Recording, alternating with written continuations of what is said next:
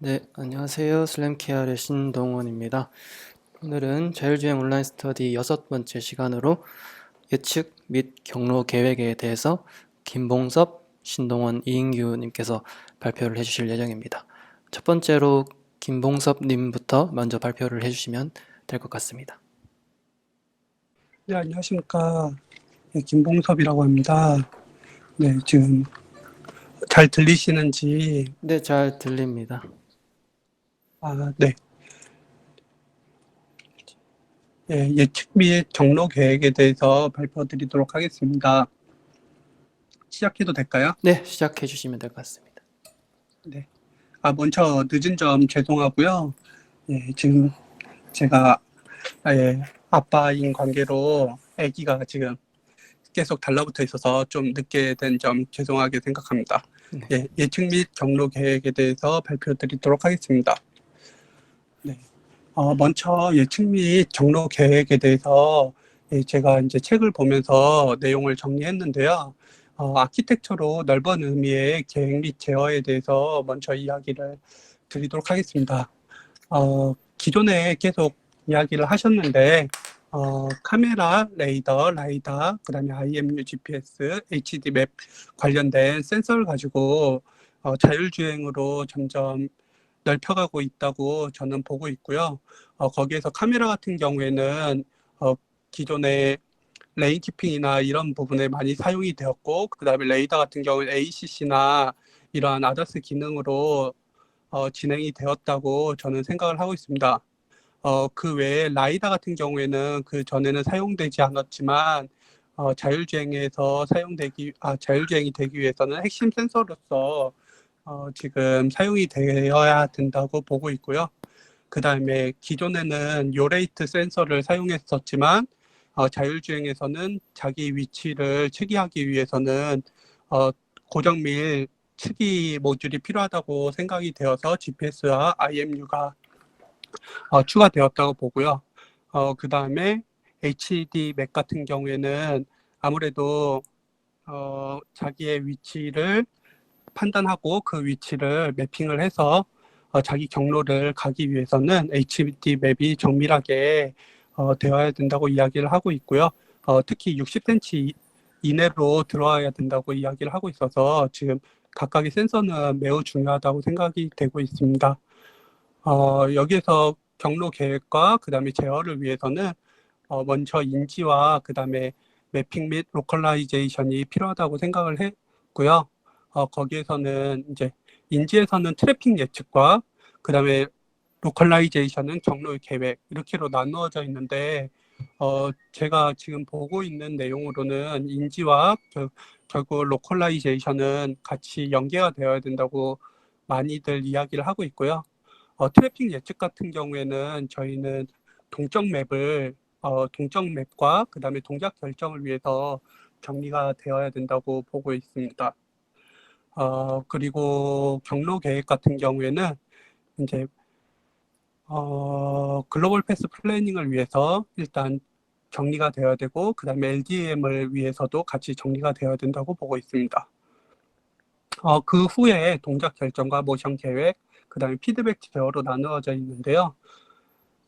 여기서 트래픽 예측 같은 경우에는 결국에는 인지된 센서 중에서 카메라, 레이더, 라이다를 통해서 각각의 물체를 판별하고 그 물체와의 위치, 그 다음에 거리를 판별해서 안전성이 있는지 그것들을 확인해서 레인 체인지를 해야 될지 아니면은 그대로 따라가야 될지 이러한 것들을 결국에는 결정하고 모션 계획을 해야 되기 때문에 그 두 개를 같이 연계하기 위해서 내용들이 정리되었다고 보고요.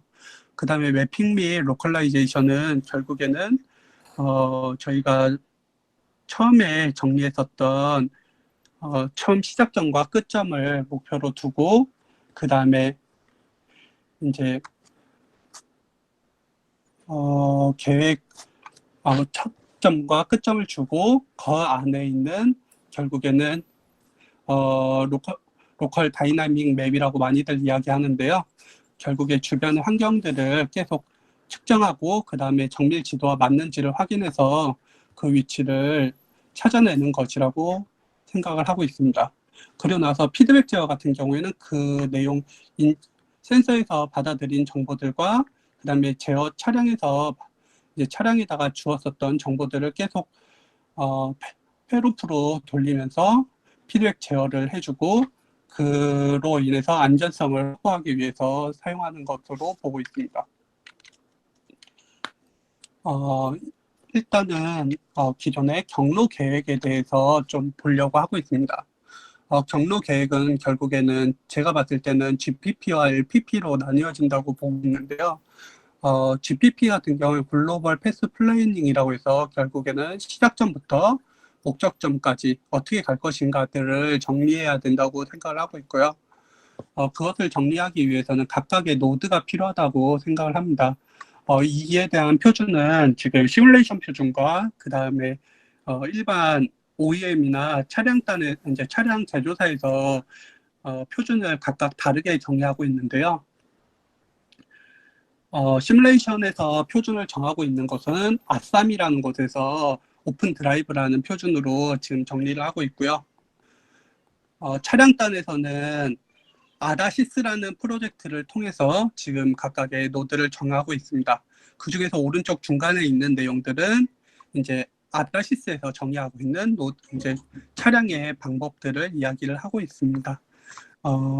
각각의 노드에 대한 내용들을 정리하고 거기에서 어떻게 차량이 움직일 것인가, 그 노드에서 차량에게 어떠한 데이터를 넘겨줄 수 있는가를 다 정리를 해서 글로벌 패스 플래닝을 할 수 있도록 만들어지고 있습니다. 이와 같은 방식 같은 경우에는요, 아무래도 이제 차량의 정밀 맵을 어떻게 넣어줄 것인가 많이 고민들을 많이 하고 계시는데, 이것들을 넣어줄 수 있는 방법이 캔으로 정보들을 넣어줄 수 있다는 게 장점이라고 보고 있습니다. 그 다음에 경로 계획 LPP입니다. LPP 같은 경우에는 로컬 패스 플래닝이라고 해서 결국엔 그 시작점과 목적지에 대한 내용들이 기존의 글로벌 패스 플래닝이 내비게이션처럼 만들어졌다고 하면 그 안에 생기는 동적 물체에 따라서 여러 가지 상황들이 벌어질 수 있다고 보거든요. 결국에는 로드의 형상, 그러니까 도로의 형상에 따라서 생길 수 있는 변수들과 그 다음에 차량의 움직임에 따라서 변할 수 있는 거, 그 다음에 그 주변의 환경에 있는 물체들로 인해서 차량이 움직임을 따르게 가야 된다라는 범위에서 이제 정리가 되어 수 있다고 보고 있거든요.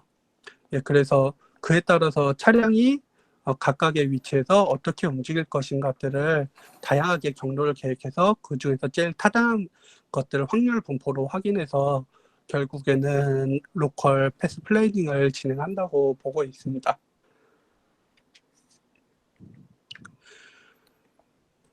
네. 그리고 기존의 트래픽 이제 내용을 인지나 그다음에 로컬라이제이션에서 매핑 및 로컬라이제이션 부분은 제외하고선 저희가 경로 계획과 제어에서 범위를 보고 있기 때문에 트래픽 예측, 그다음에 경로 계획, 동작 결정, 모션 계획, 피드백 순으로 각각 내용을 정리한 것들을 이야기 드리도록 하겠습니다.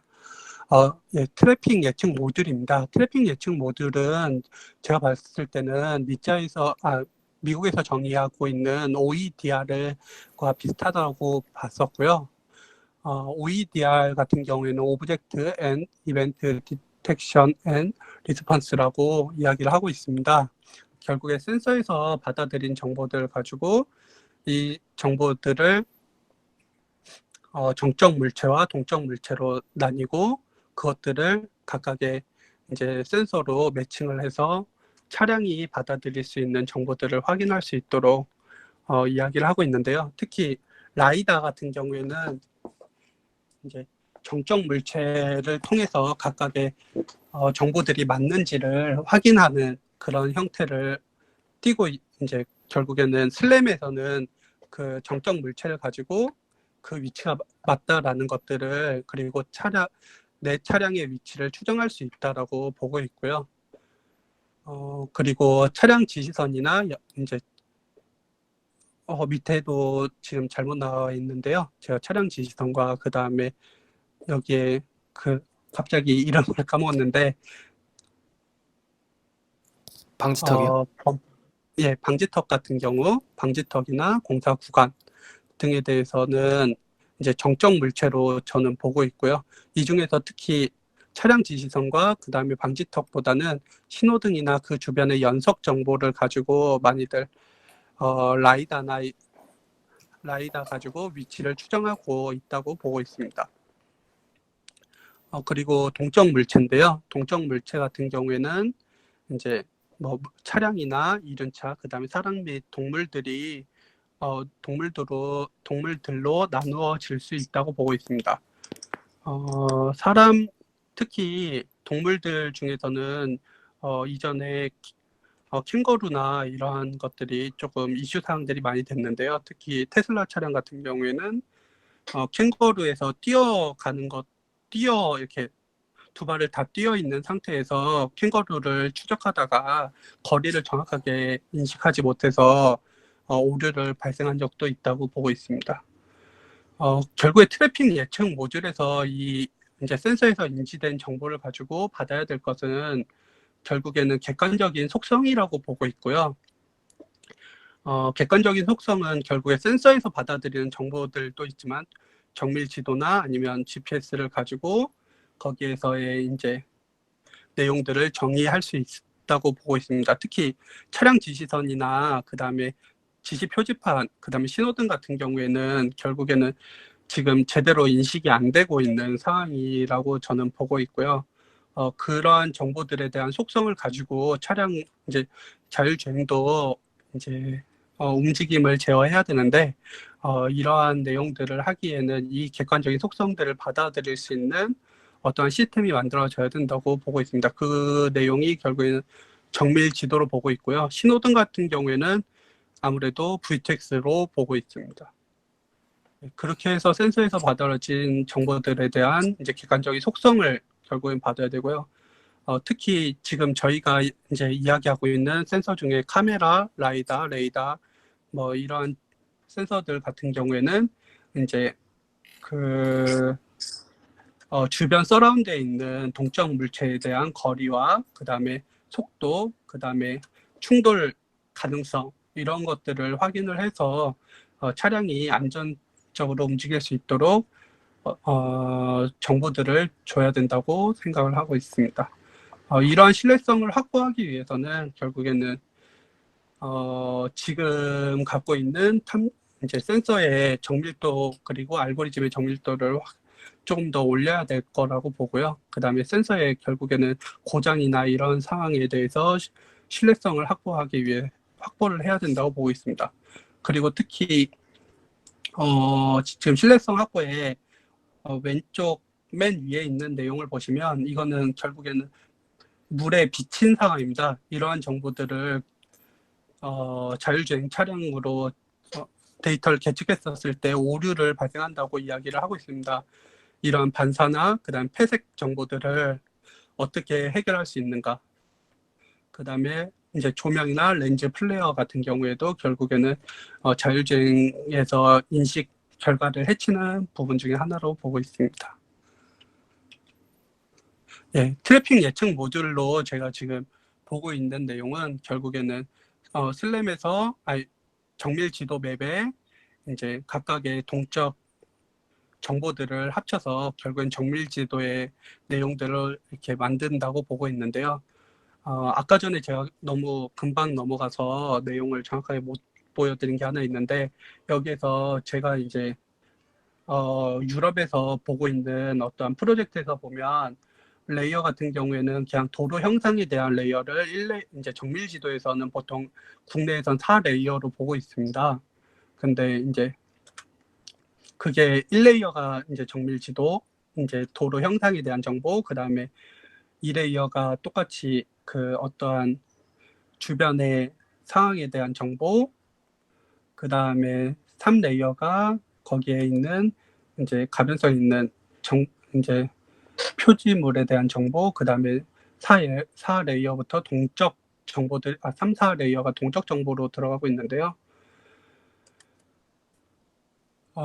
여기에서 이제 유럽에서는 5, 6레이어까지도 지금 보고 있는 걸로 알고 있습니다. 특히 5레이어 같은 경우에는 날씨 정보, 그 다음에 물이 이제 표면에 물이 어느 정도 있는지 이런 정보들을 각각 이제 맵마다 쭉 그 데이터를 가져야 된다고 이야기를 하고 있고요. 그 다음에 6레이어 같은 경우는 통신 정보들을 같이 가지고 있어야 된다라고 이야기를 지금 하고 있습니다. 그런 것처럼 여기에 이제 정밀 지도 안에 결국에 센서에 대한 정보들도 다 이렇게 합쳐지지만 결국에는 이제 여기에 물이 이제 비가 날씨에 대한 정보나 아니면 V2X 통신이 가능한지에 대한 여부까지도 지금은 이제 붙어야지 완전한 자율주행으로 갈 수 있을 거라고 보고 있습니다. 그리고 기존에 이제 여기에서 주황색으로 그려져 있는 거는 결국엔 예측 궤적이라고 이야기를 많이 하는데요. 이 예측 궤적을 갖고 있어야 이 예측 궤적은 결국에는 이제 좀 신뢰성을 갖고 있도록 동일한 상황에서 동일한 이제 데이터들을 동일한 판단을 할 수 있도록 지원을 해줘야 된다고 보고 있습니다. 예, 동작 결정 부분입니다. 동작 결정 같은 경우에는 이제 결국에는 아까 전에 이야기 드렸던 예측 궤적처럼 이제 시나리오 기반의 데이터를 활용해서 일관성을 갖도록 해야 된다고 보고 있고요. 이 동작 결정은 지금 기존에는 이제 각각의 기능별로 나눠서 보고 있다고들 이야기를 많이 이제 책에서는 이야기를 하고 있는데요. 책에서는 죄송합니다. 책에서는 이제 이 동작 결정에 대한 모듈을 따로 가져야 된다고 이야기를 하고 있는데요. 제가 보고 있는 내용으로 봤을 때는 동작 결정도 결국에는 동작 결정은 따로 갖긴 가져야 되는데 칩 하나로는 묶여 있어야 된다고 보고 있습니다. 결국에는 동작 결정을 가져가는 걸 따로 갖는다는 거는 신뢰성 확보나 아니면 안전성, 시스템의 안전성에 대한 범위로 보고 있다고 생각을 하는데요. 이것들을 하기 위해서는 결국에는 ISO 2616이나 오토사 기반에 대한 이제 소프트웨어 안전성이나 이런 이제 시스템에 대한 안전성을 확보하는 방안으로 가야지 되지 시스템을 따로 갖는 게 중요하지는 않다고 저는 보고 있습니다. 특히 그리고 종방향의 이제 동작 결정과 횡방향의 동작 결정을 정의를 해야 되는데요. 그 내용들은 종방향 같은 경우에는 이제 차량 간의 거리와 그 다음에 그 차량 간에 부딪힐 수 있는 것들에 대한 정보들을 확인을 해서 TTC 기반으로 보고 여기에서 속도를 줄여서 해결을 할 수 있다면 속도를 줄이고 속도를 줄이지 못했을 경우에 횡방향에 있는 다른 차선에서 차가 오지 않는다는 가정하에 레인 체인지를 해서 회피를 해야 되는데 내용들을 내용들을 어떻게 할 것인가, 그것들을 중에서 어떤 것이 이제 결국에 이따 이야기해 주는 모션 계획에서 나오는 내용에서 정리된 모션 계획에서 이야기하고 있는 이제 각각의 시나리오 케이스들을 모션 계획에서 어떠한 이제 선택지를 주는 것들에서 어떤 것을 선택할 수 있는지를 이제 제일 높은 타당성을 갖는 선택지를 선택해서 안전성을 갖도록 이제 자율주행의 동작 결정을 해야 된다고 보고 있습니다. 예, 모션 계획입니다. 모션 계획은 결국에는 미션 플래너와 비헤이비어 플래너, 그 다음에 로컬 플래너로 나뉘어질 수 있다고 보고 있고요. 특히 미션 플래너 같은 경우에는 각각의 그 다음에 이인규 씨가 이야기를 해주실 걸로 아까 전에 보고 있는데요. 각각의 경로에서 우선순위로 어느 노드에서 가면은 갈 수 있을지 미션으로 각각 내용들을 만들어낼 수 있다고 보고요. 그걸 통해서 차량의 동작을 어떻게 움직이는 게 맞는지 그 동작을 결정하고 거기에 따라서 이제 차량을 움직이도록 정의를 한다고 보고 있습니다. 그리고 여기에서 미션 플래너 같은 경우에는 이제 차량이 어디로 가야 될지 현시적인 목표와 그 다음에 정청 물체에 대한 정보, 차량 위치가 필요하다고 보는데요. 이것은 결국에는 각각의 처음 시작지와 목적지까지 가는 상태에서 그 중간에 어떻게 경로를 가지고 가야 되는지 선택지들을 각각 포인트로 잡았을 때 필요한 것이 결국엔 정밀 지도와 내비게이션이랑 동일하다고 보는데요.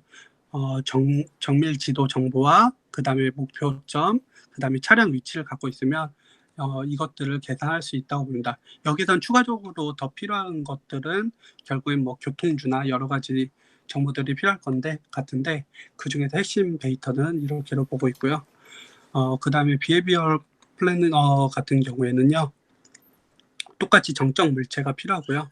그 다음에 차량 위치가 필요하고 그 다음에 동적 물체와 어큐펜시 그리드 맵이라는 어떻게 보면 라이다나 이런 데서 슬램에서 주로 사용되는 맵 정보들이 같이 추가되어서 봐야 된다고 생각하는데요.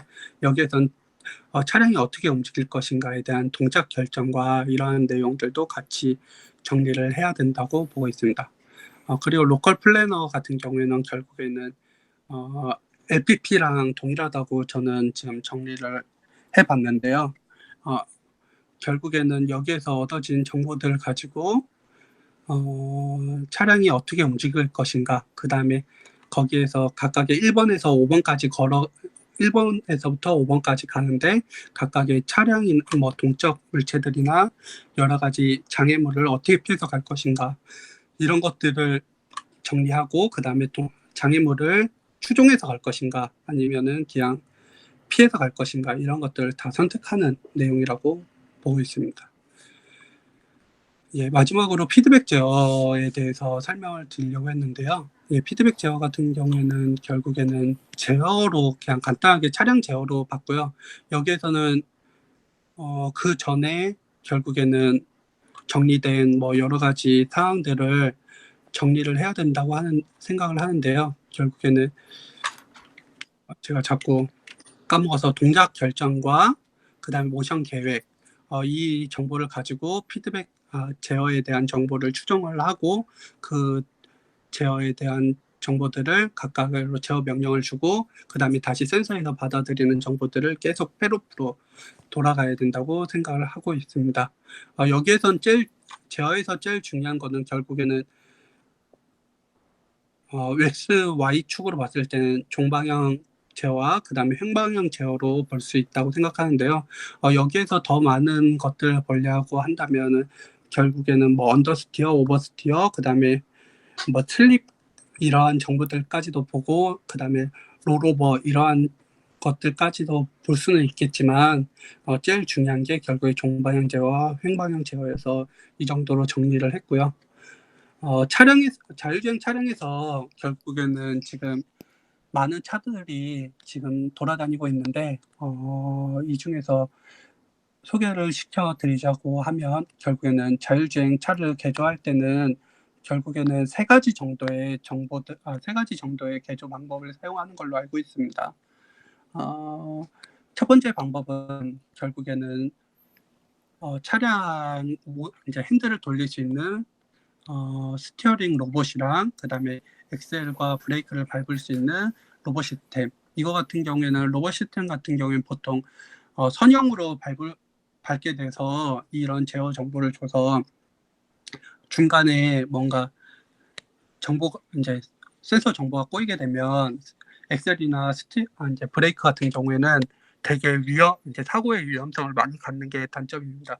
그래서 신뢰성 있는 어떻게 보면 로봇을 사용해야 된다는 게 단점이고요. 장점은 신뢰성 있는 정보들을 사용하기 때문에 지금 결국에는 유로엔캡이나 여러 가지 공인 시험에서는 이러한 시스템을 사용해서 시험을 하고 있습니다.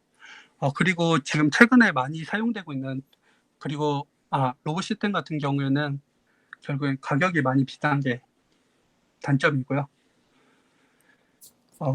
요즘 많이 차량에서 개조하는 자율주행 차량에서 많이 쓰고 있는 방법은 아예 차량을 새로 만들거나 아니면은 그러니까 MDPS나 이런 것들을 새로 뜯어서 만드는 곳들 같은 경우에는 좀 뭐 굉장히 실력이 좋은 뭐 이제 부품 회사나 이런 곳들은 하겠지만 학교나 아니면은 그냥 연구 기관들 같은 경우에는 차량 자체 내에 있는 핸들에 이제 MDPS의 일부의 모터나 기구부를 장착해서 그것들 시험을 이제 그 핸들을 조작할 수 있게 해주거나 아니면은 차량의 모듈을 해킹이라고 이야기를 할 수도 있는데 해킹을 하거나 아니면 게이트웨이를 통해서 데이터를 받아서 그것들을 제어하는 방법 이렇게 두 개로 보고 있습니다.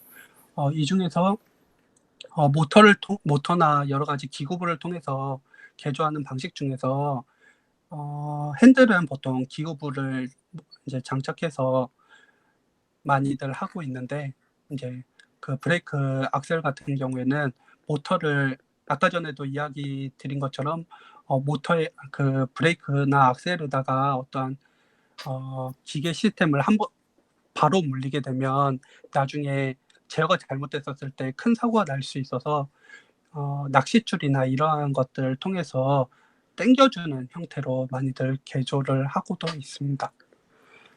네, 이상입니다. 네, 감사합니다. 혹시 질문이나 코멘트 있으신 분 있으실까요?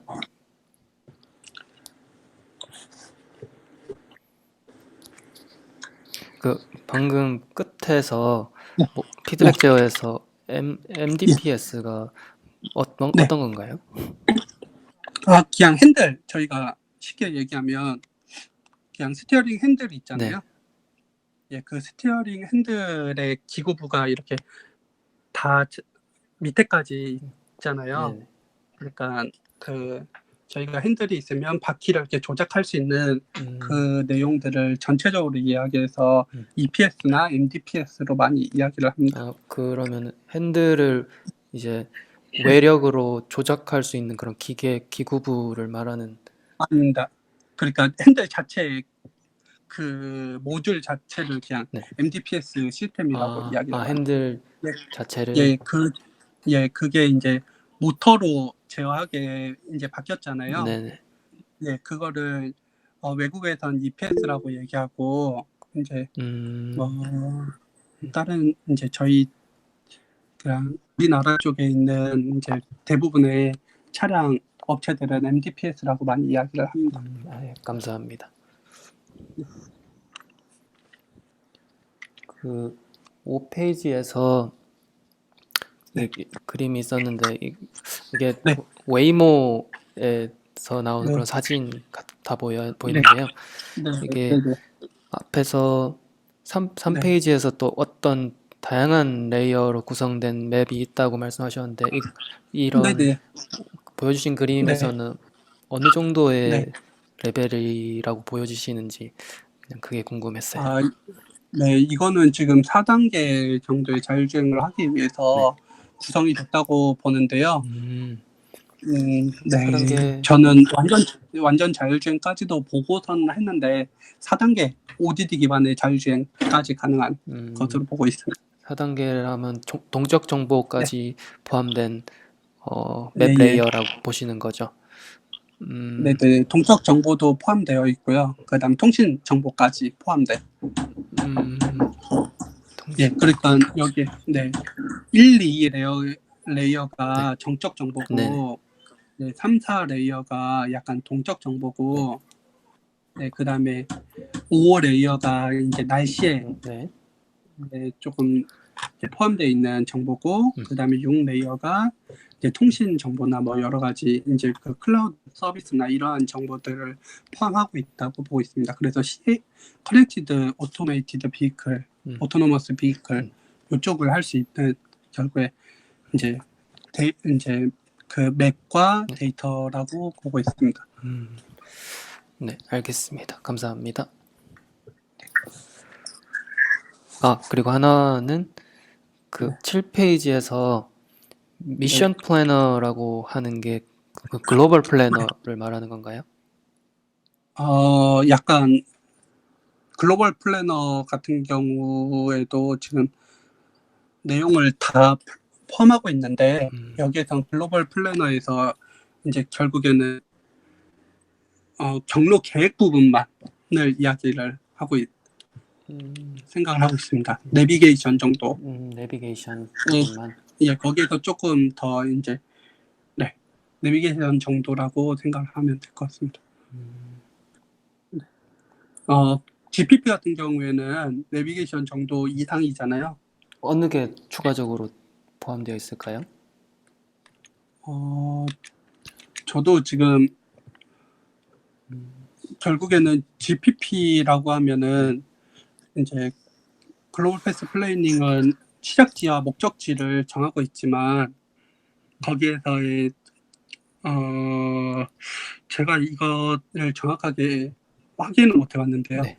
이제 기존에서의 내용보다는 이제 공률이나 이런 정보들이나 통신 이제 어떤 신호등에 대한 정보들까지도 같이 포함을 해서 데이터를 계속 넘긴다고 들었습니다. 네. 예, 그래서 그런 것들이 시시각각 변하는 것들을 통신 레이어 단에서 넘겨주고 이제 통신 같은 경우나 이런 것들은 넘겨주고 그다음에 이제 공률이나 이런 정보들까지도 같이 봤기 때문에 좀 더 이제 기존에 있었던 내비게이션이나 이러한 시스템에서의 미션 플래너보다는 좀 더 이제 고도화된 내용이라고 봤습니다. 네, 감사합니다.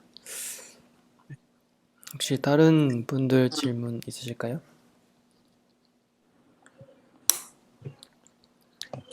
네, 없으시면 네, 김봉성님 발표는 여기까지 하겠습니다.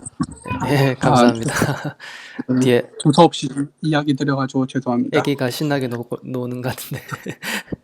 아기가 지금 계속 문을 두들기고 있습니다. 네, 정신없는 와중에서도 네. 잘 발표해 주셔서 감사합니다. 네, 이상입니다. 네, 감사합니다. 네. 다음으로 제가 발표를 하게 될 텐데요.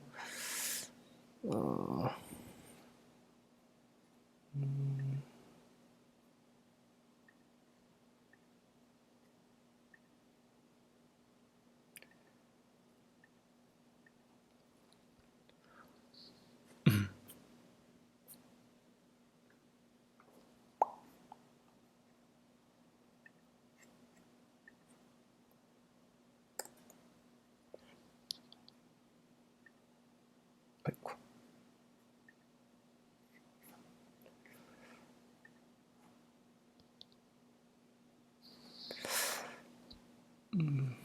네, 혹시 제 화면이 보이시나요? 네, 잘 보입니다. 네, 그러면 발표를 시작하도록 하겠습니다. 네, 안녕하세요. 트래픽 예측 부분 발표를 담당하게 된 신동원이라고 합니다. 네, 내용은 다음과 같은데요. 먼저 분류 클래시피케이션을 이용하여 자동차의 동작을 예측하거나 또는 회귀, 리그레션을 이용해서 자동차의 궤적을 예측하는 부분으로 크게 나뉘어집니다. 특히나 동작 예측, 이 분류를 이용한 동작 예측에는 특징 설계와 모델 선택이 중요한 부분을 차지하는데 그런 부분에 대해서도 설명을 드리려고 합니다. 먼저 트래픽 예측이란 우리가 2차원 영상 또는 3차원 점군으로부터 인식 알고리즘을 통해서 감지된 개체에 가까운 미래 동작을 예측하는 그런 부분이 되겠습니다. 이는 계획 그리고 제어 모듈과 직접적으로 연결되는 모듈이라고 할 수 있는데요. 트래픽 예측의 주된 목적은 그러한 인지 단계에서 감지된 장애물의 속성, 예를 들어서 위치, 자동차의 위치, 속도, 방향, 가속도들을 이용해서 그 일정 시간 동안, 일정 타임 슬롯 동안에 발생하는 미래 동작을 예측하는 것에 의미가 있습니다. 이러한 트래픽 예측 문제는 앞서 잠깐 설명드린 것처럼 크게 두 종류로 나뉘어지는데요. 바로 분류와 회귀 문제로 나뉘어집니다. 오른쪽 그림으로 예를 들어 보면 분류 문제로서의 트래픽 예측은 도로를 어떤 세그먼트, 어떤 단위로 나누고 차량이 어떤 A라는 세그먼트에 위치해 있을 때 다음으로 도로의 어느 세그먼트로 진행할 것인가를 예측하는 범주형 도로 개체 동작에 대한 분류 문제라고 할 수 있고, 회귀 문제로서의 트래픽 예측은 세그먼트로 나누어서 그런 분류하는 것이 아니라 인지된 개체의 속도 및 시간 정보를 이용해서 그 예측 정보를 생성하는 그런 회귀 문제로 볼 수 있습니다.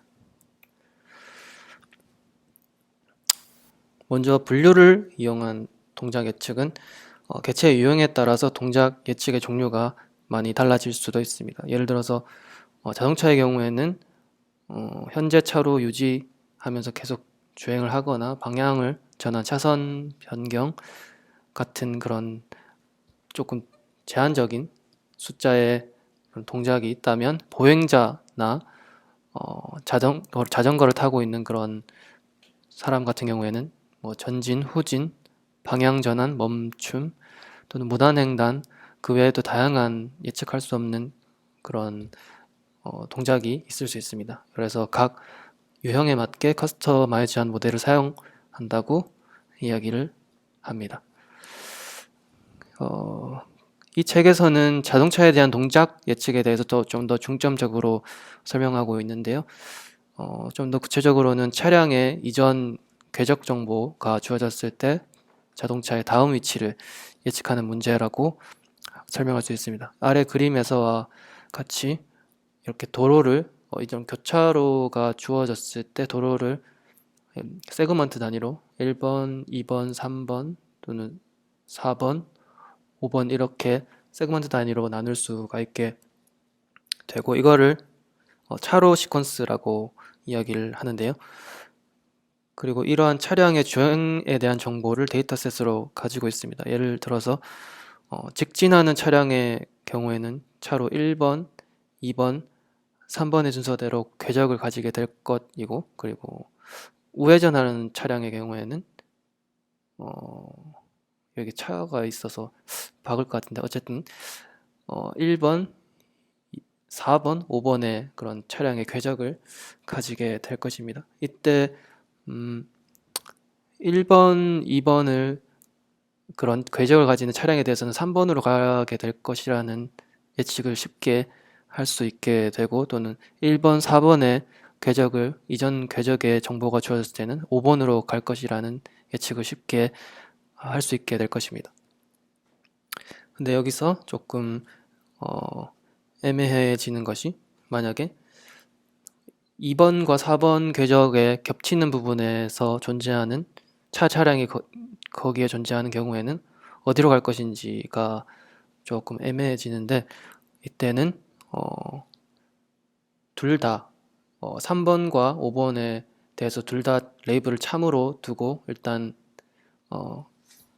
데이터셋을 생성하고 조금 더 들어오는 궤적의 정보를 받아들인 다음에 최종적으로 어디로 나아갈 것인지를 예측하는 그런 모델이 되겠습니다. 이때 차로 시퀀스 기반의 분류 문제에 대한 레이블링과 특징 설계가 중요하게 동작하는데, 여기서는 다음과 같은 피처 3가지의 피처 유형을 사용한다고 합니다. 첫 번째로는 자동차의 히스토리 피처라고 하는데, 자동차의 절대적인 위치나 차로에 대한 주변에 인지된 자동차의 절대적인 위치나 차로에 대한 상대적인 위치 정보라고 하고, 이런 것을 그 이동 상태를 히스토리 형태로 표현합니다. 그래서 예를 들면 이전 어떤 특정 타임프레임 동안에 주변 자동차의 위치, 속도 등을 그 피처로 가지고 분류를 하는데 사용할 수도 있고요. 또는 차로 시퀀스, 여기서 도로에 대해서 세그먼트 단위로 나눈 그런 차로 시퀀스의 모양을 나타내는 속성을 피처로 가질 수도 있습니다. 예를 들어서 차로의 방향이라던가 곡률과 같은 형태가 될 것 같고요. 또는 주변 개체, 대한 피처를 말하는데 차로의 왼쪽과 오른쪽 차로에 예측할 자동차의 뒤치를 투영해서 그것을 활용한다고 합니다. 예를 들어서 주변 차로 시퀀스에서 가장 가까운 전후방 자동차, 어떤 범위 내에서 가장 가까운 전후방 자동차에 대한 피처를 만들어서 분류 모델을 학습시키는데 사용을 한다고 합니다. 또 피처를 만드는 것 외에도 모델을 어떤 것을 분류를 위한 모델을 어떤 것을 활용할 것인가에 대한 부분도 중요하게 작용하는데요. 여기서는 크게 두 가지로 비기억 모델과 기억 모델이라고 사용을 한다고 합니다. 첫 번째로 비기억 모델에서는 SVM이나 DNN, Deep Neural Network 같은 그런 일반적인 모델로 활용을 하는데 이는 아래의 그림과 같이 그냥 일반적인 DNN 아주 간단하게 표현된 DNN 구조인데요. 자동차의 히스토리, 아까 앞서 설명드렸던 그런 피처들을 인풋으로 가지고 아웃풋으로 어떤 차로로 진행할 것인지를 나타내는 그런 아웃풋이 나오고 또 데이터셋이 이렇게 충분히 주어진 상태에서 그 데이터셋에 대해서 학습을 하는 형태가 될 것입니다. 이는 주변 환경이 복잡하지 않은 그런 단단한 시나리오에서는 이러한 비기억 모델로 충분하다고 이야기를 하고요. 그리고 기억 모델의 경우에는 RNN이나 LSTM 같은 조금 더 그 시퀀셜한 정보를 활용해서 예측을 하는 그런 모델이 활용될 수 있습니다. 여기서는 교통 상황이 매우 복잡해서 히스토리 정보를 좀 더 완벽하게 다루기 위해서는 기억 모델이 필요하다고 이야기를 하고요. 아래의 그림은 일반적인 LSTM 모델의 구조를 나타냅니다. 여기 책에는 없었지만 제가 생각하기에는 최근에 나와 있는 그런 어텐션 모델과 같은 새로운 형태의 모델로도 충분히 이런 자동차 동작 예측을 위한 모델로 활용할 수 있다고 생각이 됩니다. 이러한 동작 예측에 대한 평가 방법에는 대표적으로 이런 프리시전 그리고 리콜 메저를 통해서 평가를 할 수 있는데 이거는 일반적인 인지 모델을 평가함에 있어서 가장 일반적인 그런 평가 방법이죠. 여기서 프리시전은 예측 궤적 중에서 실제로 자동차가 선택한 궤적의 수라고 이야기를 하고 리콜은 재현율이라고도 하는데 실제 동작 궤적 중에서 예측한 궤적의 수라고 합니다. 여기서 많이 활용되는 개념이 true positive, false negative, true positive, false positive 또는 false negative, false positive 이렇게 네 가지의 용어가 있는데 이는 아래 그림에서 보시는 아래 테이블로 쉽게 판단을 할 수 있습니다.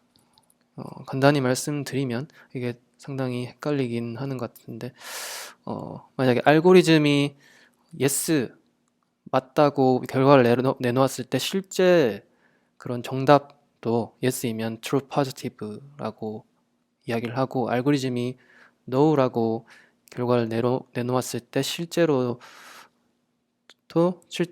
no이면 true negative라고 이야기를 합니다. 그리고 알고리즘이 yes라고 했는데 실제 데이터가 no이면 false positive이고요. 그리고 알고리즘이 no 아니다 음성 반응을 내었는데 이제 실제 데이터는 yes이면 false negative 이렇게 네 가지의 분류가 만들어질 수 있고 이 인지 모델로부터 나온 결과를 통해서 이렇게 precision recall measure를 측정할 수 있게 됩니다. 물론 이것으로도 충분한 인지 모델에 대한 평가를 할 수 있는데 조금 더 나아가서 precision recall 간의 관계를 나타내는 precision recall curve나 average precision 이는 이제 precision recall curve의 아래 영역의 넓이를 나타내는 이런 메저를 통해서 조금 더 객관적으로 인지 모델의 성능을 평가할 수 있게 됩니다.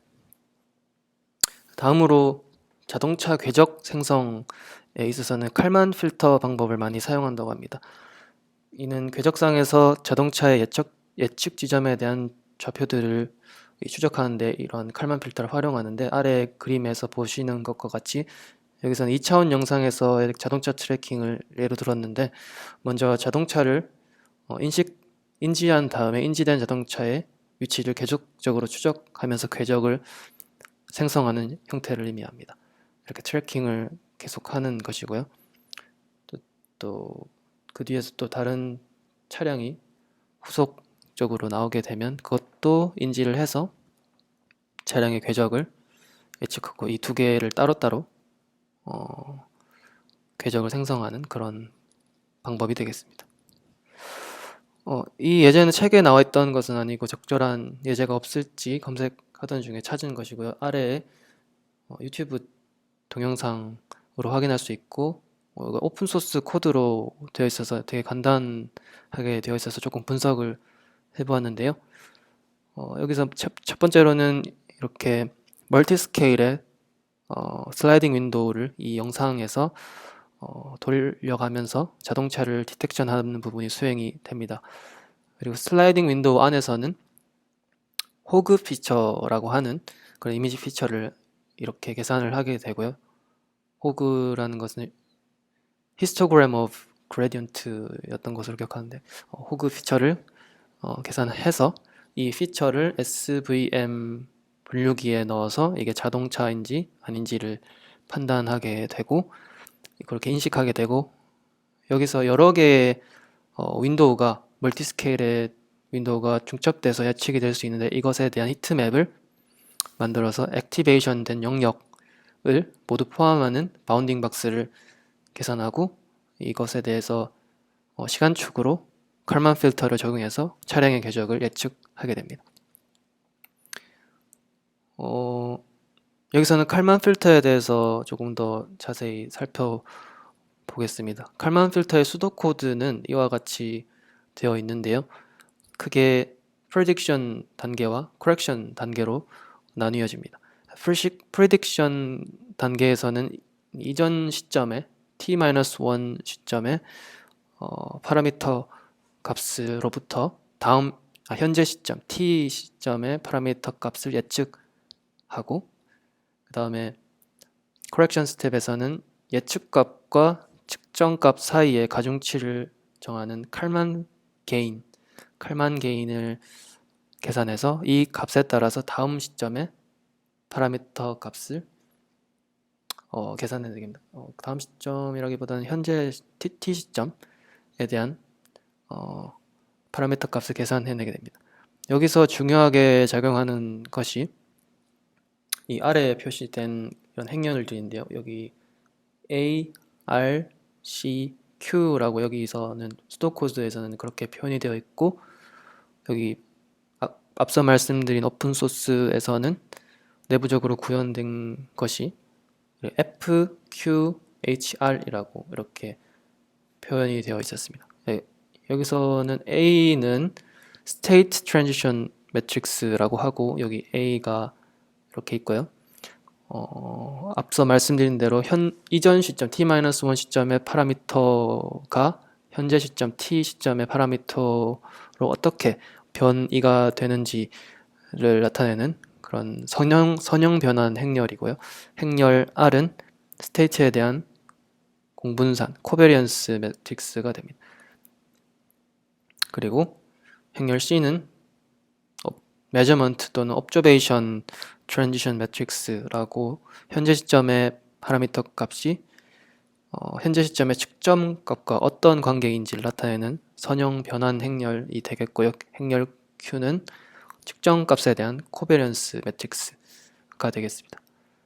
그래서 여기서는 A는 F로 표현됐는데 여기 F가 이렇게 정의가 되어 있고요. 이게 State Transition Matrix로 파라미터, 우리가 여기서 예측하고자 하는 파라미터는 여기 state라고 되어 있는데 7개가 있습니다. px, py, scale, ratio, vx, vy, vs 이렇게 되어 있는데 제가 생각하기에는 이 바운딩 박스의 위치를 나타내는 것 같고 그 바운딩 박스의 스케일, ratio 비율, xy 비율을 나타내는 것 같고 vx, vy는 속도 같고요.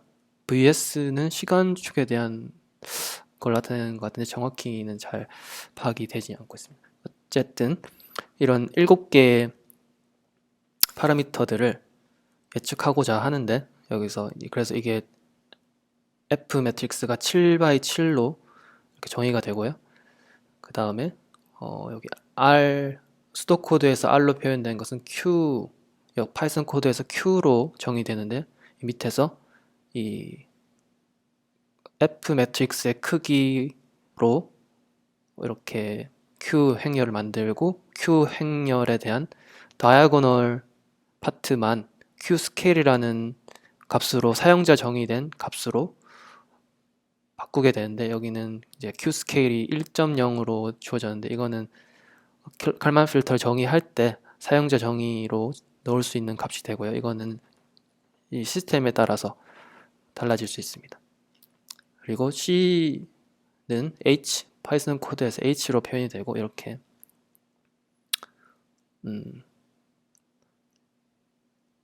4x 4, 4x 7 이런 행렬이 되고 이거과 또 관련된 코베런스 매트릭스 R은 이 밑에서 또 동일하게 다이아고널 이 부분에 대해서 R 스케일이라는 값으로 여기서는 R 스케일이 400으로 정의가 되었는데 이런 사용자 정의된 값을 통해서 이렇게 공분산 행렬을 정의할 수 있게 됩니다.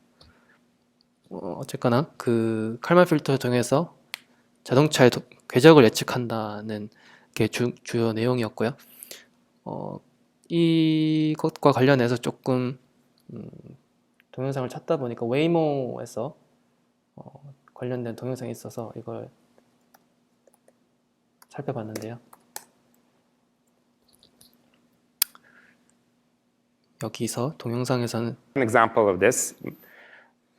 I think this is one of the issues that really needs to be thought 자율주행 about. 차량이 We are all interacting. 주변에 So here's the case 자전거를 of when 타고 있는 vehicle is 사람의 driving, 궤적을 이렇게 예측하는 and there is two bicyclists in red going around a parked car. And what happens is we correctly anticipate that as they bike, they will go around the car, and we slow down and let them pass, right? So we're reasoning that they will interact with the parked car. This is the 차량이 prediction, 있고 our most 주변의 likely prediction for the 그러니까 rear 자전거를 타고 있는 bicyclists. 사람의 We 궤적을 anticipate that 이렇게 they will do this, and we correctly 예측하고 handle 이거를 this case, right? So this is 안전하게 보낸 다음에 차량이 이동할 수 있게 그 패스 플래닝을 로컬 패스 플래닝을 하는 그런 형태가 될 것 같습니다. 네, 그래서 내부적으로 칼만 필터를 사용했는지 아닌지는 잘 모르겠고요. 어쨌든 그 트래픽 예측과 관련된 영상인 것 같아서 제가 예제를 보여드리게 되었습니다. 이 뒤쪽은 칼만 필터에 대한 내용을 정리한 걸 붙여봤는데 조금 더 자세히 살펴보고 싶으신 분들은 뒤쪽을 살펴보면 될 것 같습니다. 이상으로 제 발표는 마치겠고요. 혹시 질문이나 코멘트 있으신 분 있으시면 해주시면 감사하겠습니다.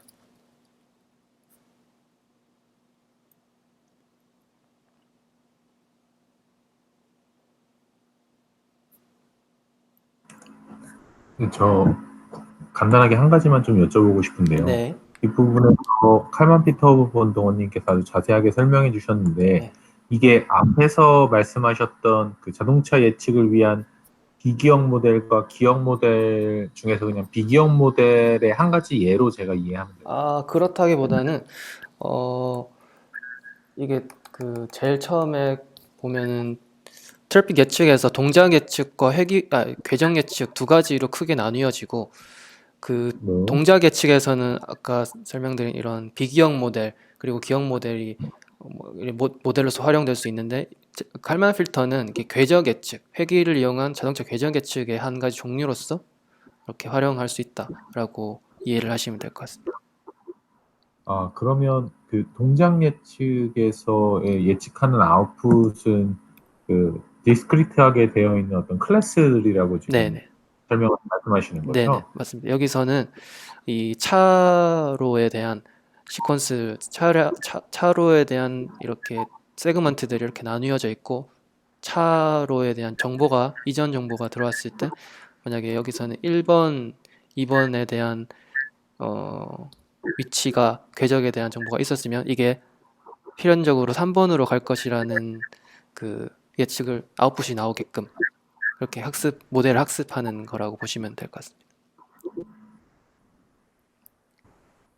그럼 사실 그 앞에서 이제 동작 예측에서 나온 모델들이 그러면 그러니까 트래젝토리 예측을 하는 대한 사용되는 뭐라 이런 예제는 없었나요?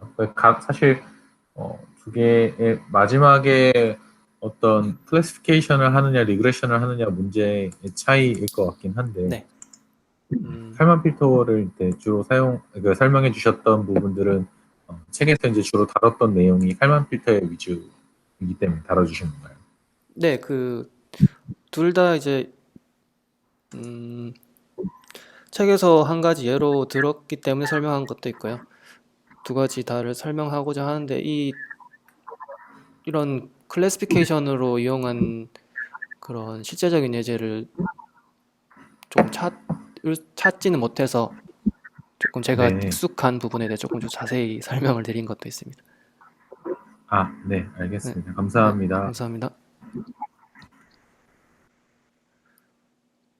음,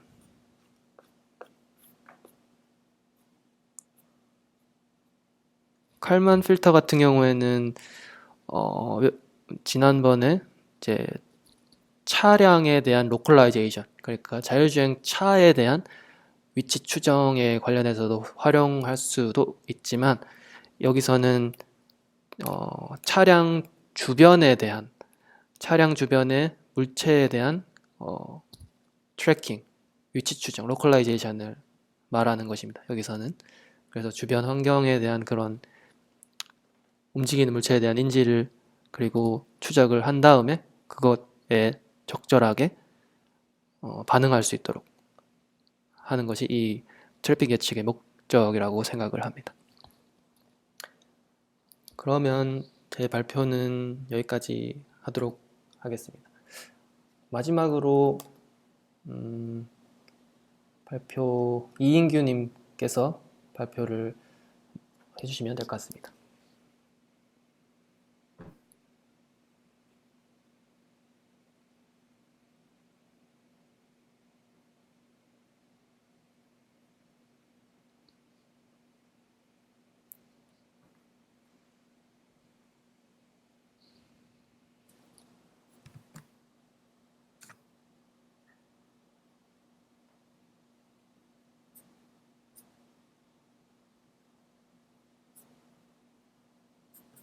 잠시만요. 네.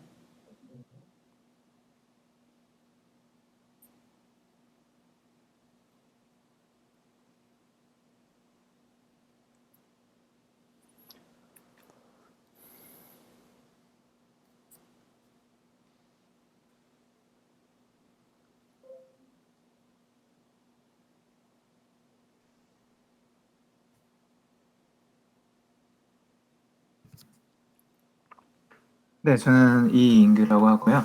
네, 차로 수준의 경로 계획에 대해서 발표하도록 하겠습니다. 네, 일단 책에서의 목차는 일단 이렇습니다. 네, 차로 수준의 경로 계획을 위한 가정치 방향성 그래프 구성 방법, 경로 계획 알고리즘, 경로 계획 그래프 비용 이렇게고요. 위에서는 앞에 5.3은 생략을 하도록 하겠습니다. 네, 차로 수준은 일반 내비게이션과는 다르답니다. 내비게이션 같은 경우에는 A 지점부터 B 지점까지의 도로 구간만을 찾아주는 방식이고요. 차로 수준에서는 이제 도로뿐만 아니라 HD맵의 정밀도에서 정의된 차로 수준까지를 출력을 한다고 합니다. 이는 이제 다운스트림 모드의 입력으로 전달이 용이를 해야 하고요. 사람이 아닌 자율주행 차량의 움직임을 고려해서 플래닝이 되어야 하고, 그리고 네, 출발지로부터 목적지까지 최적의 차로 시퀀스를 계산해야 된다고 합니다. 그래서 오른쪽 그림에 이제 책에 있는 사진인데요. 네, 차로 1부터 8까지 있는데 보통 HD 맵을 많이 보셨겠지만 2번하고 5번, 7번 차로 같은 경우에는 여기서는 가상 차로를 나타낸다고 합니다.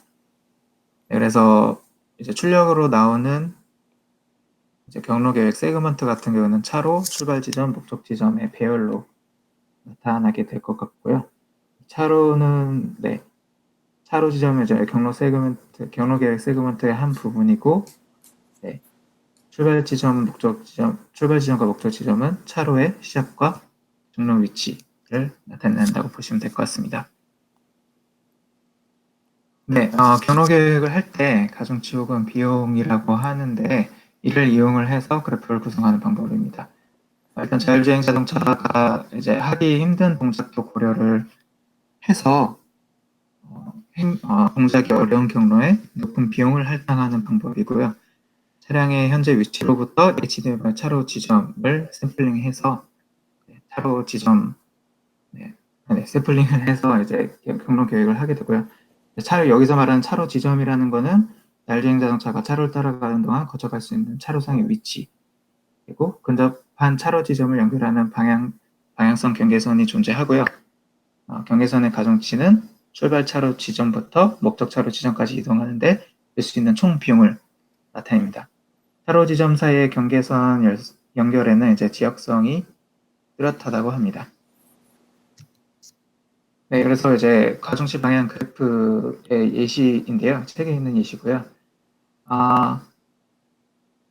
네, 일반적으로는 지금 현재 있는 차로로부터 다음 차로까지 현재 차로의 끝과 다음 차로의 시작점이 연결되는 방식이고요.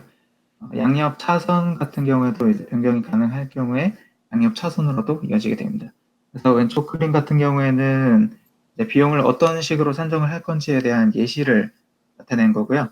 같은 직선 차로에 있는 지점 같은 경우에는 비용을 1로, 우회전을 할 경우에는 비용 5, 우회전 차로 내에 있는 지점들은 비용 2, 좌회전은 반대로 연결할 때는 8, 그리고 이동할 때는 3, 그리고 차선 변경을 할 경우에는 비용 10, 이런 식으로 예시를 들었습니다. 그래서 결과적으로 오른쪽 그림을 보시면 A 지점부터 B 지점까지 이동을 하는 데 있어서 길이 같은 경우에는 이 경로가 길이는 더 짧지만 코스트 같은 경우에는 1 경로가 더 훨씬 적게 나왔고요. 이는 이제 운전을 많이 해보신 분들이라면은 공감을 많이 하실 거라고 생각을 됩니다. 네, 그래서 경로 계획 알고리즘입니다. 일단 첫 번째로 베이크스트라 알고리즘이고요.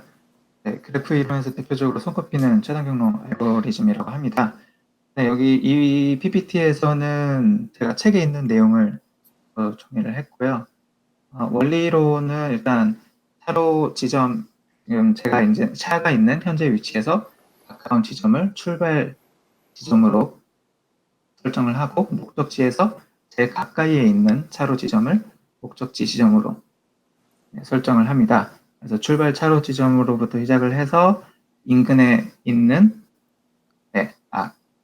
그 맵상에 있는 모든 지점들을 미방문 집합으로 포함을 하고요. 네, 그리고 제가 지나간 지점 같은 경우에는 이제 등록 지점으로 방문 지점으로 등록을 하게 되고 그에 대한 최단거리 맵으로 이제 작성을 하게 됩니다. 그래서 현재 차로 지점에서 인접한 미방문 차로 지점에 대해서 잠재 거리를 계산을 하게 되고요. 네, 그 거리의 크기를 비교를 해서 이제 최단 경로를 유지를 하거나 또는 이제 대체를 해서 갱신을 하게 되고요. 이제 이런 방법을 이제 지속적으로 이제 반복으로 계산을 하게 돼서 목적 차로 지점이 미방문 집합에서 제거가 되거나 아니면은 무한대의 잠재 거리를 가지고 있는 상태로 끝나면 이제 이 알고리즘은 끝이 나게 되는 거고요. 미방문 집합에서 제거가 됐다는 얘기는 경로를 찾았다는 이야기고 미방문 집합에서 제거되지 못했다는 이야기는 경로를 찾지 못했다는 이야기가 되겠습니다. 그래서 이거는 예시를 제가 위키백과에서 가지고 온 건데요. 왼쪽 같은 경우에는 파란색 빈 점이 미방문 지점이고요. 채워진 지점이 방문 지점이고요. 그리고 빨간색으로부터 점점 녹색으로 변하게 되는데 이는 이제 거리를 나타내게 되는 겁니다. 그래서 이제 왼쪽 하단의 빨간색 출발 지점부터 오른쪽 상단의 목적 지점까지 데이크스트라 알고리즘을 통해서 이제 경로를 찾는 방법이고요. 그리고 오른쪽 그림 같은 경우에는 좀 더 이제 저희가 보는 지도에 더 가깝죠. 1번 노드에서부터 5번 노드까지 가는데 1번에서 인접한 제가 그림이 조금 빨리빨리 지나가서 1번 노드에서부터 인접한 6번, 3번, 2번에 대해서 계산을 하고요. 2번으로 가는 코스트가 7로 제일 적기 때문에 2번 노드로 가게 됩니다. 그래서 2번 노드에서 인접한 3번과 4번에 대해서 계산을 하게 되는데요. 3번 노드 같은 경우에는 본래 가는 코스트가 9였고 2번 노드에서 가게 되면은 17로 더 크게 됩니다. 그래서 3번 노드를 그대로 유지를 한 상태에서 3번 노드로 가게 되고요. 왜냐면은 이거는 4번 노드로 가는데 총 코스트가 20이 들기 때문에 3번 노드 코스트가 9가 들어가는 3번 노드로 직접적으로 가게 됩니다. 그래서 거기서부터 3번 노드에서 또 6번, 4번을 계산을 했을 때 코스트가 적게 들어가는 6번 노드로 가게 되고요. 결과적으로 5번 노드까지 가게 되는 방법을 나타내고 있습니다. 네, 그래서 이 부분은 이제 책에 있는 코드에 대한 걸 넣었고요. 2행에서 16행까지는 이제 데이크스트라 알고리즘으로서 차로 지점 사이에 최소 잠재거리 테이블을 구성을 한다고 하고요. 17행부터 22행 같은 경우에는 선행 차로 지점에 대한 최소 잠재거리 기반으로 해당 경로를 구성을 한다고 하고요. 이제 23행에서 이제 최종적으로 코스트가 제일 적게 드는 경로 계획을 이제 최종적으로 이제 아웃풋으로 출력을 하게 됩니다. 다음 A-스타 알고리즘입니다. A-스타 같은 경우에는 흔히 사용되는 또 다른 알고리즘이라고 하고요. 앞에서 설명드렸던 데이크스타 알고리즘을 해당하는데 이거는 휴리스틱 기반의 최적 우선 탐색 알고리즘이라고 합니다. 그래서 이제 데이크스타 알고리즘도 휴리스틱이 0인 알고리즘이라고 할 수 있는데 이 부분은 뒤에 설명을 보시면 좀 더 이해가 되실 거라고 생각이 됩니다. 그래서 A-스타는 이제 최적 우선 탐색 알고리즘이고요. 오픈셋 노드 집합을 이용해서 잠재 노드를 담게 되고 노드의 비용은 F와 G와 H가 있게 되는데 F 같은 경우에는 G와 H의 합으로서 계산이 됩니다. 이 부분은 제가 뒤에서 그림으로 설명을 할 거고요. 들으시면 좀 더 이해가 수월하실 거로 판단이 됩니다. 이 그림에서 보시면은 빨간색 0부터 6까지 가게 되는데요. 우선 앞에서 말씀드렸던 이제 데이크스트라 알고리즘과 유사하게 0에서부터 인접한 1번과 3번에 대해서 계산을 하게 되는데요. 일단은 직접적인 노드 간의 코스트는 5.6과 6.8이고요. 여기 보시면 G죠. 5.6과 6.8이고 그리고 이 1번과 3번에서부터 6번, 목적지인 6번까지의 직접적인 코스트가 여기에서는 이제 직선 거리로 표현이 됐는데요. 1번에서 6번까지의 코스트는 12, 3번에서 6번까지는 10. 그래서 여기 휴리스틱의 12와 10으로 표현이 됐고 F 같은 경우는 이 둘의 합으로서 1과 3에 대한 코스트를 계산을 하게 되고요. 지금 이 그림에서는 3번 노드가 코스트가 적기 때문에 이거는 오픈 셋이라고 말씀드렸고 이거는 클로즈 셋입니다. 클로즈 셋에 3번이 옆에 보시면 등록이 됩니다. 그럼 3번에서부터 또 인접해 있는 0번과 2번과 5번이 있는데 0번은 이제 출발지, 그러니까 지나친 부분이었기 때문에 클로즈 노드에 들어가 있는 부분이기 때문에 제외를 하고 2번과 5번에 대해서 추가를 해서 계산을 하게 되고요. 이때 2번과 노드 5번을 계산을 했지만 그럼에도 불구하고 1번에 대한 코스트가 제일 적기 때문에 1번이 클로즈셋으로 추가가 됩니다. 그래서 다시 1번에서부터 인접한 2번과 4번에 대해서 계산을 하게 되고요. 이때 2번에 대한 코스트가 이전에 3번에서부터 계산했던 2번의 코스트보다 훨씬 작기 때문에 이 오른쪽 하단의 그림은 대체되는 거를 보여드리는 거고요. 그래서 결과적으로 2번의 코스트가 제일 작기 때문에 2번 노드가 다시 클로즈 셋으로 들어오게 됩니다. 그래서 2번에서부터 인접한 건 2번에서부터 이제 노드를 계산했을 때는 당연히 바로 목적지까지 이어지는 6번이 제일 코스트가 적기 때문에 6번이 등록이 되는 거고요.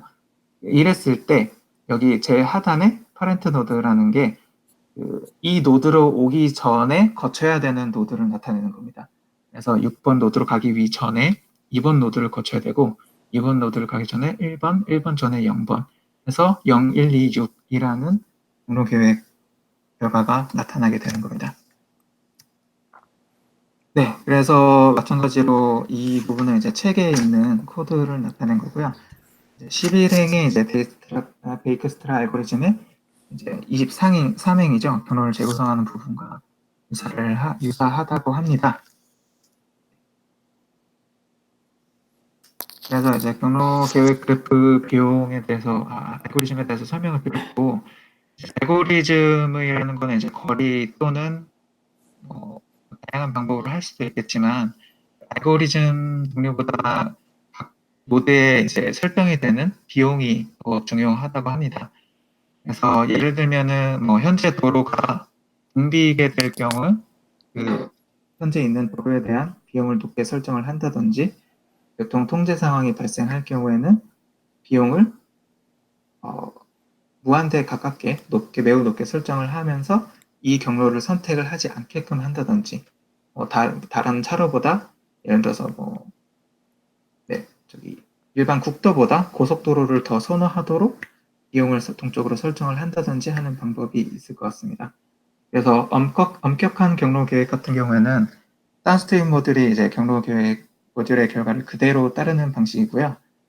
이제 경로 계획에서 이제 지정한 차로를 최대한 따르는데 따르지 못할 경우에는 다운스트림에서 다시 경로 계획을 다시 해달라고 요청을 하는 형식입니다. 그래서 예를 들어서 저희가 주행을 하고 있을 때 전방에 느리게 달리는 차량이 있을 경우에도 그대로 따라가게 되고요. 유연한 경로 계획 같은 경우에는 이제 다운스트림 모듈에서 경로 계획 모듈의 결과를 그대로 따르지 않습니다. 그래서 전방에 느리게 달리는 차량이 있을 경우 차로를 변경을 해서 추월한 다음에 복귀하는 방식으로 유연하게 경로 계획을 할 수가 있습니다. 네, 이 부분 같은 경우는 앞서 이제 저희가 GPP하고 LPP에 대해서 이야기가 나왔었는데요. 유연한 경로 계획 같은 게 제가 생각했을 때는 LPP에 가깝다고 생각이 되어집니다. 네, 그래서 제 같은 부분은 여기까지고요. 혹시나 질문 있으시면 해주시면 감사하겠습니다.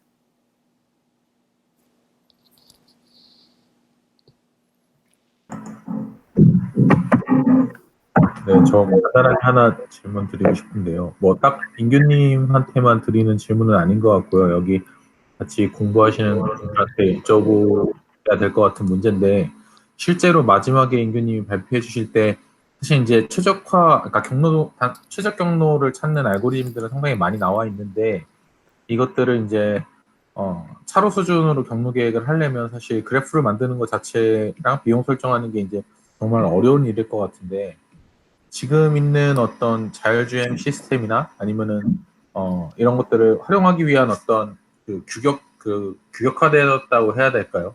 그런 룰들을 어떤 데서 딱 정해갖고 사용하고 있는 것인지, 또 만약에 사용하고 있다면은 이거를 HD 맵을 만드는 단계에서 차선 레벨에 대해서 다 미리 어떤 가중치들을 부여해놓고 비용들을 부여해놓고 또 그 이후에 이제 인지에서 나오는 어떤 상황에 대해서 또 추가로 그런 디파인을 해놓고 이런 식으로 지금 문제를 풀고 있는지 이런 부분이 좀 궁금한데 혹시 이런 부분에 대해서 알고 계신 분들이 계시면 간단하게라도 좀 정보를 주시면 감사하겠습니다.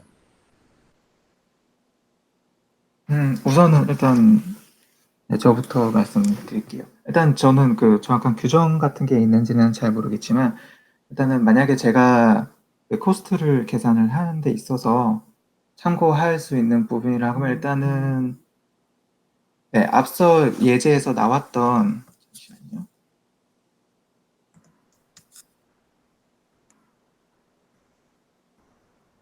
네, 앞서 이제 예제에서 나왔던 차선을 변경하는 데 더 많이 주거나 그리고 네. 저희의 구동 상환이라는 게 이제 좌회전, 우회전할 때는 보통 신호에 영향을 크게 많이 안 받고 좌회전을 네. 할 때 영향을 많이 받잖아요. 그래서 네. 이런 식으로 이제 좌회전과 우회전의 그 코스트 비용을 다르게 하고요. 그리고 각 도로마다 가지고 있는 제한 속도가 있잖아요. 네. 그런 제한 속도들과 그리고 제가 만약에 VTX 인프라가 된다고 하면 신호등이 이제 변경되는 시간들이 다 이제 차량으로 업로드가 될 건데 그런 네. 것들을 이제 참고해서 만약 신호 같은 경우는 그냥 공적으로 이제 코스트 비용을 수정을 하는 게 되겠죠. 네. 그러면은 그렇게 세 가지를 두고 코스트를 이제 설정을 할 것 같아요. 정확한 규정이 있고 그런지 잘 모르겠습니다. 네, 감사합니다. 제가 생각해도 사실 이거를 비용을 어떻게 선정하느냐에 따라서 그 차량의 어떤 실제로 주행 방법이라든지 이런 것들이 굉장히 많이 달라질 것 같아서 이것과 관련된 어떤 연구 논문들도 있을 것 같다는 생각도 들고요. 요즘은 또 강학습으로 많이 풀고 계신 것 같긴 한데 그 전에 그 어떤 트레디셔널 방법에서는 어떻게 풀고 있는지도 좀 궁금해서 질문을 드렸습니다. 질문 감사합니다. 혹시 다른 분들 여기에서 답변 주실 수 있으신 분인가요? 지원님이 채팅 쓰시고 계신 것 같네요.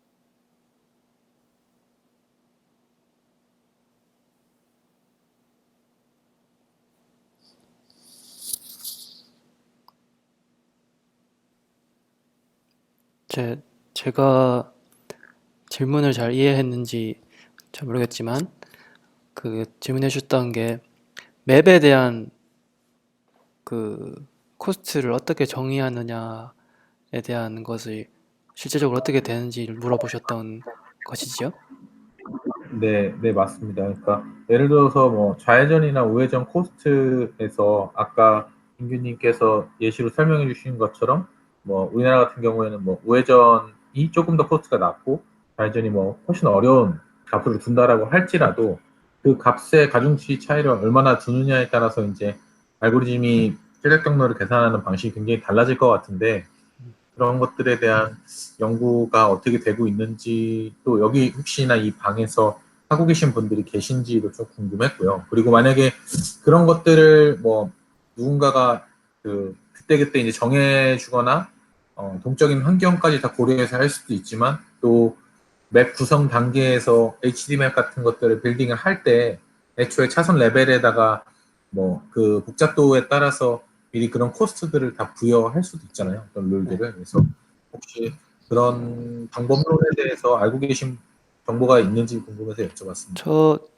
저도 이런 부분에 대해서 잘은 몰라서 정확하게는 말씀 못 드리겠지만 제가 생각하기에는 그런 맵을 만들 적에 그런 정적인 부분에 대해서 코스트를 만들고 또 나중에 실제로 내비게이션을 수행할 때 동적인 부분을 추가적으로 고려해서 두 가지를 다 고려해서 코스트를 최종 만들도록 그렇게 해야 될 것 같거든요. 아까 설명해 주신 그 레이어별로 맵이 만들어지는 것처럼 그런 하단에는 정적인 부분이 있고 상위로 갈수록 조금 동적이고 그런 날씨 같은 그런 영향도 물론 이제 교통 체증 같은 것도 다 고려를 한다고 하면 그런 것도 또 레이어로 표현이 돼서 그런 코스트를 위한 그런 맵 표현 또는 그래프 표현이 있을 것 같아요. 그래서 그렇게 접근을 해야 될 것 같다는 생각이 들고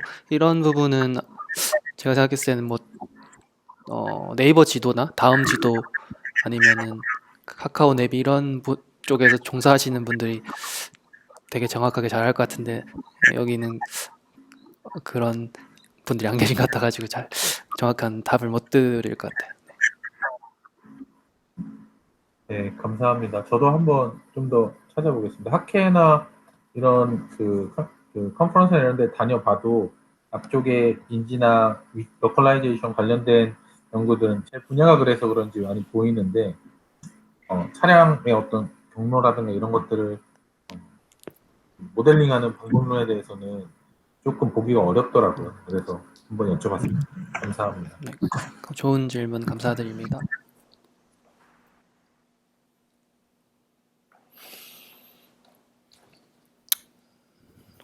혹시 추가적인 질문이나 코멘트가 있으신가요?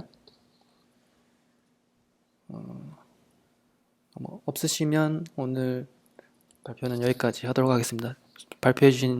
마지막 발표해주신 이인규님 감사드립니다. 그러면 다음 주는 7월 14일 발표인데 이게 기존의 체계 순서랑 조금 변경이 돼서 7월 14일에는 강화학습 기반의 계획 및 제어에 대해서 박석님께서 발표를 해주실 예정입니다. 그러면 오늘 발표는 모두들 해주셨고요. 감사합니다. 고생하셨습니다. 수고하셨습니다.